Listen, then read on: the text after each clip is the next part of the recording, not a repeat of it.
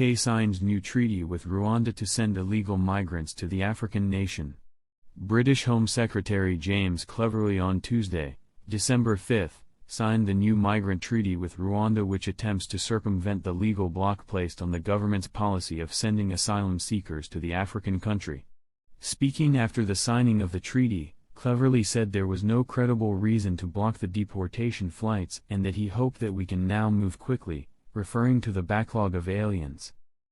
Last month, the UK Supreme Court ruled that such a move violates the international human rights enshrined in domestic legislation. One of the biggest points raised by the court was that the asylum seekers would then be deported back to their home nations from where they had escaped the torturers. To mitigate the SC's concerns, the new treaty states that anyone sent to Rwanda will be given permanent leave to remain there even if their asylum application failed, according to the Financial Times.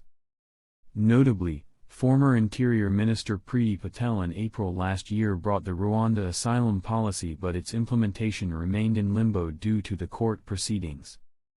Under the plan, the British government is aiming to send thousands of illegal migrants to Rwanda to deter others from crossing the channel on small, dangerous boats.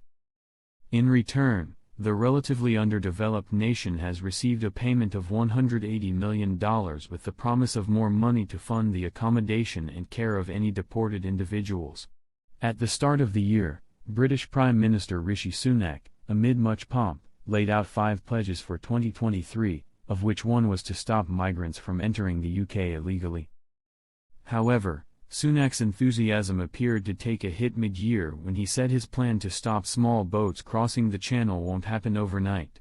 He also pushed the timeline to achieve his goals beyond the general elections. I've always said that this is not something that is easy, it is a complicated problem, where there's no single, simple solution that will fix it.